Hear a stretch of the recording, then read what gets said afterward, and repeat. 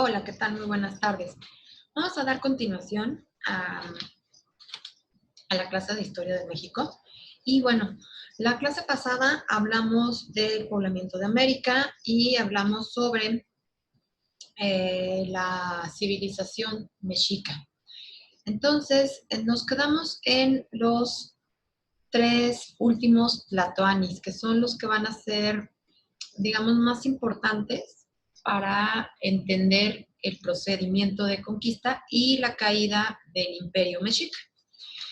Para esta clase voy a platicarles sobre la situación que se vivía en Europa en el siglo, a finales del siglo XV, principios del siglo XVI, que es cuando ocurre el descubrimiento de nuevas tierras, por casualidad, bueno, descubren América, y bueno, viene el procedimiento de conquista cuando se dan cuenta de las riquezas naturales que tenía pues este continente, ¿no? Esta tierra recién descubierta. Para estos efectos, les voy a compartir una presentación, voy a compartiéndoles una presentación, y vamos a partir con un mapa de la Europa posmedieval. Denme un segundo. Compartir. Ok, ahí estamos. Me voy a bajar, porque esto ya lo vimos en la clase pasada. Ok. Aquí tenemos un mapa de la península ibérica. La península ibérica comprende actualmente España y Portugal. Esta es la España bajo medieval. Es decir, antes de que se unificara gracias al matrimonio de los reyes católicos, Fernando e Isabel. Entonces, yo ahorita les voy a explicar cómo es que se casaron, por qué se casaron y la importancia de su descendencia. Entonces, fíjense, vamos a partir. España estuvo 8 siglos dominada por los moros, por los árabes. Sin embargo, ya para esta fecha, para finales del siglo XV, principios del siglo XVI, la única parte de España que pertenecía a los árabes era Granada. Donde estoy en mi cursor, esto rojito, Granada era lo único que les quedaba a los árabes. Si ustedes se fijan, los reinos más grandes, que había, estaba dividida en reinos, no era un país consolidado como tal, los estados nacionales vienen tiempo después, que yo lo explicaré cuando tengamos la clase de Historia Universal, pero así estaba dividida España. Entonces, fíjense nada más, los reinos más grandes era el reino de Castilla y León y el reino de Aragón. Ok, vamos a ver en estos dos reinos a dos personajes sumamente importantes, que eran los reyes católicos. Los reyes católicos nos suenan, los conocemos, ¿por qué? Porque fueron los que financiaron los viajes de Cristóbal Colón hacia las Indias y que, bueno, finalmente a descubrir América. Entonces, ¿quiénes eran Fernando e Isabel? Partiendo de que Fernando e Isabel pertenecían a una misma familia, a una misma dinastía, que era la dinastía Trastámara, o Trastamara, así se llama. Disculpen que voy a estar tomando un poquito de agua para que se me aclare la voz. Entonces, fíjense, ellos pertenecían a la dinastía Trastámara o Trastamara. Ellos eran primos segundos. Fernando de Aragón, pues obviamente su familia dominaba el reino de Aragón e Isabel de Castilla, pues el reino de Castilla. Además de muchos otros lugares. Fernando también, la familia Fernando controlaba o administraba el reino de Navarra, de Sicilia, de Cerdeña y otros territorios cercanos a España. Entonces, bueno, ellos los casan como ha sucedido o sucedía generalmente dentro de la nobleza, para fines políticos, para fines de poder, para ir unificando territorios y haciéndolos más y más y más amplios, o sea, crear imperios. Entonces, el matrimonio de Fernando e Isabel es muy conveniente, ¿por qué? Porque va a unificar precisamente, a través de su matrimonio, los reinos que acabamos de ver, se los voy a repetir, de Aragón, Castilla y bueno, Navarra un poquito después también lo anexan y Granada también quitan la intervención completa de los árabes por ahí de 1495, poquito después de que descubren América.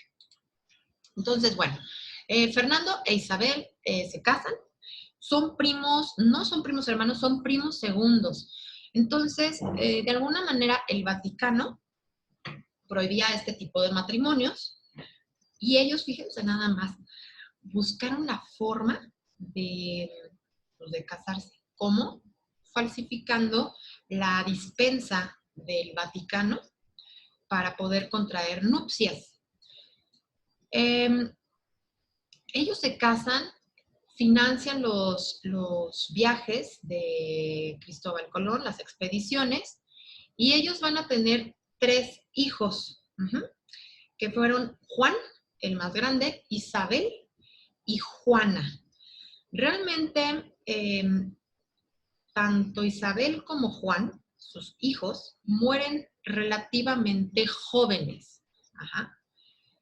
Quien hubiera heredado los reinos o el poder era Juan, pero Juan muere a la edad de 19 años, ajá, y Isabel muere un tiempo después. La única que les subsiste es Juana. Ustedes seguramente han escuchado a la historia de Juana I de Castilla, o también conocida como Juana la Loca. Bueno, Juana la Loca fue la hija menor de los reyes católicos. ¿Quién fue Juana la Loca? Bueno, Juana la Loca, tenemos 2 versiones. Una que sí apunta a una persona con problemas emocionales o problemas mentales. Algunos historiadores la han definido como una esquizofrénica. Pero existen otros historiadores que manifiestan que realmente la historia ha sido muy cruel con Juana I de Castilla porque realmente les convenía declararla loca para controlar así el reino. Ajá. Sí es verdad que existen registros donde dicen que Juana, desde que era muy niñita, tenía comportamientos raros, como por ejemplo, pasaba de etapas sumamente deprimida a etapas de mucha euforia. Ajá. Pasaba, tenía un carácter bastante agrio, de repente explotaba, de repente hablaba, ella decía que se comunicaba con los animales, era una persona que manejaba un misticismo tremendo, creía muchísimo en las causas paranormales. Entonces, dormía, refieren que a veces se desvestía y salía en un berrinche porque algo no le dejaban hacer. Salía a los jardines o a las terrazas con un frío terrible, desnuda, y que dormía a veces debajo de su cama. Entonces, bueno, a esta mujer, Juana, la casan con un hombre que no pertenecía a la dinastía Trastámara, con un hombre que se llamaba Felipe. Felipe pertenecía a la dinastía de los Habsburgo. Esta dinastía de los Habsburgo era una dinastía que fue muy importante en Europa, y los padres de Felipe, que eran Maximiliano y María de Habsburgo, no estamos hablando del Maximiliano que nosotros conocemos, o sea, nuestro Max, no, ahorita olvidemos. Era otro Maximiliano que era, que era emperador del imperio romano-germano, del gran imperio romano, Sacro Imperio Romano-Germano. Entonces, bueno, a Felipe lo casan con Juana de Castilla. Uh-huh. ¿Qué cargo o qué título nobiliario tenía Felipe? Bueno, Felipe era archiduque de Austria y pues también su familia pertenecía o dominaba un imperio enorme. Uh-huh.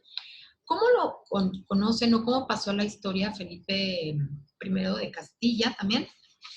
Bueno, Felipe lo conocen en la historia como Felipe el Hermoso. Realmente aquí tengo ustedes pueden observar una diapositiva de Felipe. Pues precisamente hermoso, no era. Muy hermoso no. Ajá. Sin embargo, fíjense qué pasa con el mote de el Hermoso por una situación bien particular.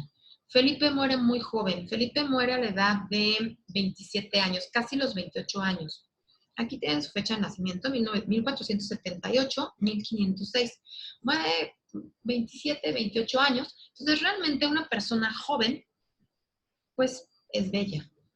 Entonces, él al morir joven y algunos miembros de la realeza lo refieren como una persona muy viril, una persona que gustaba de hacer deporte, y entonces tenía un buen físico.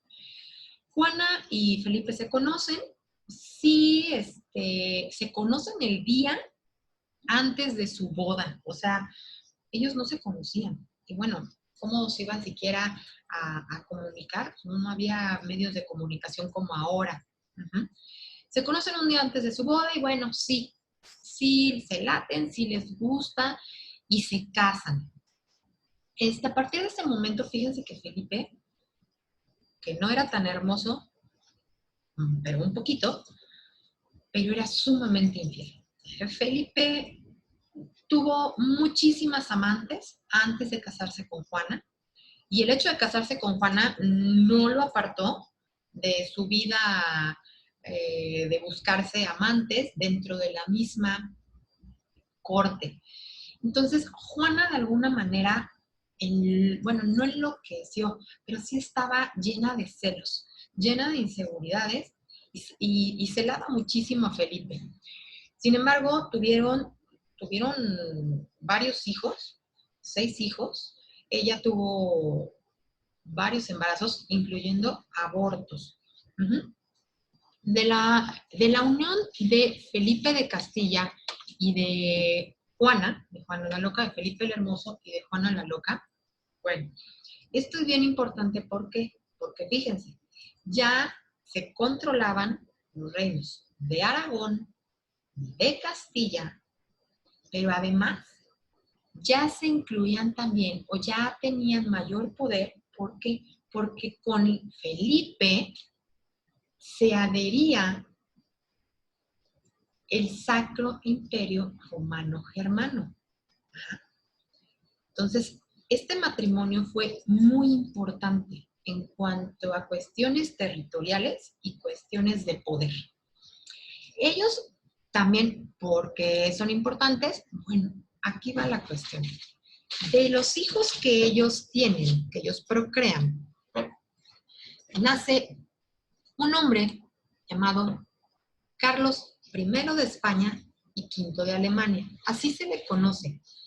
Carlos I de España y V de Alemania es exactamente la misma persona. Es primero de España, ¿por qué? Por parte de su mamá, Juana la Loca, y V de Alemania, ¿por parte de quién? De su papá, Felipe el Hermoso. Uh-huh. Entonces, Carlos es bien importante en cuestión de historia de México. ¿Por qué? Porque él es quien ordena o quien acuerda con Hernán Cortés el procedimiento de conquista. Fíjense qué interesante estas familias. Los abuelos de Carlos I de España, V de Alemania, eran los reyes católicos. Ellos financiaron los viajes para descubrir nuevas tierras. Y el nieto, Carlos, él financia todos los viajes o las expediciones, ¿para qué? Para conquistar. en un periodo bastante corto. Entonces, bueno, fíjense que yo les comentaba, voy a abrir la pantalla, porque bueno, ya vieron quiénes son estos personajes. Les voy a contar ahora un poco más la historia de ellos. Les había yo comentado que Juana y Felipe, bueno, se casan, tienen sus hijos, él sigue teniendo muchas amantes, y bueno, muere muy joven. ¿De qué muere Felipe? Pues hay dos versiones. Una de ellas dicen que murió de la peste, que en ese momento azotaba Europa, y otros dicen que murió porque de una gripe muy fuerte, de una neumonía.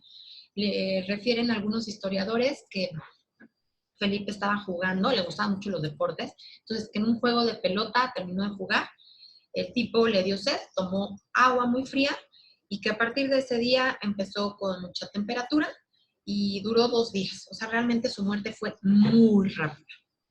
Quiero contarles con esto una situación. La mamá de Juana, antes de morir, había dispuesto que su hija, como ya habían muerto sus otros 2 hijos, Juan e Isabel, ella había dispuesto por testamento que a su muerte, la muerte de la reina católica, su hija Juana iba a heredar el reino de Castilla. Entonces, pero también la reina sabía que su hija tenía comportamientos extraños. Sí lo había observado.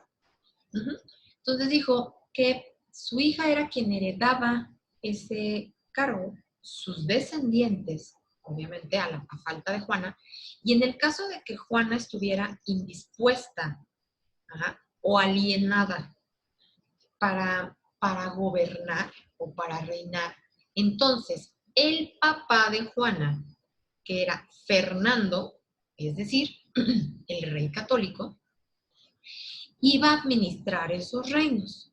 No iba a ser rey, iba a ser regente y administrador, ¿ok? Entonces, fíjense aquí qué cosa tan tremenda y cómo es que jugaron a lo mejor con algo que probablemente no era locura. Resulta que les convino, fue muy conveniente declarar a Juana como loca. ¿Por qué? Porque al declararla incapaz de gobernar, entonces en ese momento su papá, porque ella ya no tenía esposo, ella ya era viuda, ya había muerto Felipe el Hermoso, en ese momento su papá pues iba a poder hacer y deshacer del reino lo que él quisiera. Esta mujer tiene una vida bastante triste, ¿eh? No murió muy joven, no murió muy joven, pero la mayor parte de su vida pasó encerrada ella y sus 3 hijos más chiquitos en el llamado Palacio de Tordesillas. Tenían una vida espantosa, de verdad espantosa. Refieren algunos historiadores, algunos cronistas, que cuando un administrador, un empleado de la corte, fue a buscar a Juana para revisarla, para llevarle comida, tenía muchísimo tiempo que nadie les daba oportunidad de asearse. Los niños y Juana, o sea, Juana y sus hijitos, estaban llenos de piojos, estaban llenos de sabañones. ¿Por qué? Porque no se bañaban, no se alimentaban bien, o sea, los tenían en unas condiciones de verdad terribles. Fíjense aquí algo muy curioso. A Juana la encerraron en el Palacio de Tordesillas con sus hijos más chiquitos, pero a Carlos, o sea, Carlos I de España, V de Alemania, a él no. Él era el heredero al trono, pero él era muy chiquito cuando se murió su papá y cuando su mamá la declaran convenientemente loca. Entonces, él no podía llevar adelante un reinado, pero lo empiezan a preparar. Su abuelo, Fernando, él está pues administrando, rigiendo, y cuando Carlos I de España y V de Alemania llega a la edad de 17 años, entonces asume el cargo, mientras su mamá está encerrada. Esto, bueno, fue tremendo, una historia muy triste. ¿Por qué? Porque incluso Carlos, que vamos a ver otra vez la imagen de Carlos para contarles un poquito de él. Ay, esperen, algo hice mal.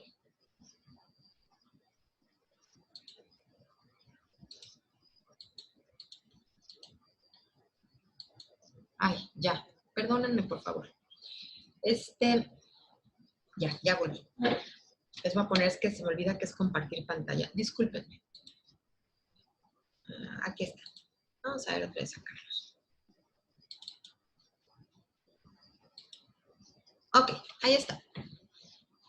Fíjense que Carlos lo refiere la historia como un hombre con trastornos alimenticios. Algunos historiadores dicen que Carlos era bulímico. ¿Por qué? Porque tenía una manera impresionante y enferma de comer, y comer, y comer, y comer. Y nunca subía de peso. Uh-huh. También era sanguinario y era cruel. Él negaba a su mamá. A él no le interesaba. ¿Por qué? Pues porque su mamá tendría que haber estado reinando. Y en este caso, quien reinaba y quien dirigía era él. Uh-huh. Entonces, bueno, dato curioso, ¿no? Que a lo mejor no nos imaginamos, pero bueno, el tipo era bulímico y además decían que tenía un carácter bastante colérico. Podía ir de estar sumamente tranquilo a, bueno, volverse verdaderamente loco si alguien lo contraria. Tenía un carácter bastante difícil. Uh-huh. Además, en esta pintura, pues bueno, fueron bastante benevolentes con él, porque fíjense que Carlos se ocultaba mucho de la gente al momento de comer porque era prógnata. Hay mucho prognatismo en la nobleza. ¿Por qué? Porque practicaban la endogamia, es decir, se casaban entre parientes y eso iba degenerando pues la sangre, los genes, y obviamente algunos tenían problemas mentales, algunos tenían problemas físicos o enfermedades que los hacían morir muy jóvenes. Carlos, fíjense que también era epiléptico. Aunque la epilepsia no le afectó gran parte de su vida, sí era epiléptico. ¿Por qué? Porque resulta que cuando su mamá Juana lo dio a luz a él, ella estaba en el baño, él nació en el retrete, así vilmente, tremendo, ¿no? Ella tenía ya labor de parto y da a luz a Carlos en el retrete. Y el golpe que recibe Carlos al momento de nacer le causa unas lesiones cerebrales leves, muy leves, no le causan retraso, pero sí ataques epilépticos que presentó durante sus primeros años de vida. Bueno, Carlos, acuérdense, es quien entra en contacto con Hernán Cortés y propiamente no con Hernán Cortés, sino con Diego de Velázquez. Diego de Velázquez era el encargado de venir a América, pero ya con otros fines, con fines de conquistar. Hernán Cortés venía, pero como venía a cargo de Diego de Velázquez, o sea, él no estaba dirigiendo, él venía a ayudar, pero no venía comandando, no venía liderando. Vamos a hablar un poquito de Hernán Cortés. Aquí les voy a compartir una imagen, a ver quién era Hernán Cortés. Bueno, fíjense que Hernán Cortés fue hijo único y bueno, él a la edad de 14 años, sus papás lo ingresan a estudiar. ¿Qué estudia él? Disculpen. ¿Qué estudia? Bueno, pues él estudia las leyes, él estudia la carrera de Derecho, pero no la termina. No la termina, ¿por qué? Porque a él como que le llama la atención la aventura, le llama la atención, pues, hacer otro tipo de actividades más allá de estar interpretando la ley. Sin embargo, el hecho de haber llegado a la Escuela de Leyes, pues hace de Hernán Cortés un hombre culto. Era un hombre que no toda la gente en esa época, siglo XV, siglo XVI, llegaban a hacer estudios universitarios. Eran personas privilegiadas y él era una persona de una familia, no era noble, no, pero sí económicamente estable y privilegiado. Entonces, bueno, Hernán Cortés estudia y Hernán Cortés es culto. Él, bueno, deja la Escuela de Leyes y se viene a América con Diego de Velasco. Ellos llegan a Cuba, no llegan directamente a, digamos, a lo que hoy es México. Llegan a Cuba y se establecen 6 años en Cuba. ¿Qué pasa aquí? Bueno, estaban sí en contacto con Carlos I de España y V de Alemania para ver cómo iban a provocar o a concretar esta conquista. Y resulta que Hernán Cortés, bastante listo, se le adelanta en la encomienda a Diego de Velasco. Una noche, refieren algunos historiadores, discúlpenme que voy a checar el reloj, pero es que si no, esto se corta en 30 minutos. No quiero quedarme un poco fuera del lugar. Ok, voy a grabar unos 6 minutos más y corto para después regresar a otro video, ¿sale? Entonces, fíjense, resulta que una noche, estando en Cuba, Hernán Cortés organiza un ejército de 600 soldados españoles y algunas embarcaciones, y por la noche emprende la huida, sale de Cuba y se le adelanta a su jefe, a Diego de Velasco, para venirse ya a territorio hoy mexicano. En aquel momento no. Ellos zarpa Hernán Cortés al mando de 600 hombres y llegan precisamente a la isla de Cozumel. Ahí es donde Hernán Cortés desembarca. Es importante este detalle por lo siguiente. En Cozumel, pues estaban los mayas. Los mayas, la verdad es que fueron encantadores, ¿eh? Los mayas fue un pueblo encantador. Trataron muy bien, recibieron muy bien a los españoles, incluso Cortés. Pero antes de Cortés ya habían llegado algunos otros europeos, españoles, a Cozumel, no con fines de conquista, ¿ok? Pero ya ya tenían contacto. Y resulta que allá en Cozumel encuentra a 2 españoles, uno muy importante en el procedimiento de conquista, que fue Jerónimo de Aguilar. Jerónimo de Aguilar era un español que llegó a vivir a América, se estableció en América y resulta que ya no se regresó a España. Entonces, él ya vivía en Cozumel, no tenía familia, había otro español que sí tuvo familia, que ya se había casado con una indígena, con una mujer maya, había tenido hijitos. Jerónimo no, pero Jerónimo ya conocía tanto la lengua como las costumbres de los mayas. Entonces, se adhiere a la comitiva de Hernán Cortés y entonces empiezan a explorar ya el territorio hoy mexicano, ¿ok? ¿Por dónde empiezan a recorrer? Bueno, primero pues de Cozumel pasan a la península de Yucatán, de ahí recorren Quintana Roo, Yucatán, Campeche, y resulta que llegan a Tabasco. ¿Por qué? Porque Hernán Cortés ya desde el momento que pisa Cozumel, él empieza a escuchar sobre la fama de un gran imperio a quienes las culturas mesoamericanas respetaban muchísimo. ¿Quién era esta civilización? Esta civilización era precisamente los mexicas. Aquí voy a cortar este video para que en el siguiente video les voy a empezar a contar cuál fue la travesía que hizo Hernán Cortés desde que pisa Cozumel. ¿Qué fue lo que recorrió? ¿Qué fue lo que descubrió? ¿A quiénes se le fueron adhiriendo hasta que finalmente llega al territorio de Tenochtitlan? Y que es donde empieza realmente el procedimiento de conquista. ¿Ok? Bueno, pues muchas gracias. Voy a parar aquí el video. Déjenme dejar de compartir.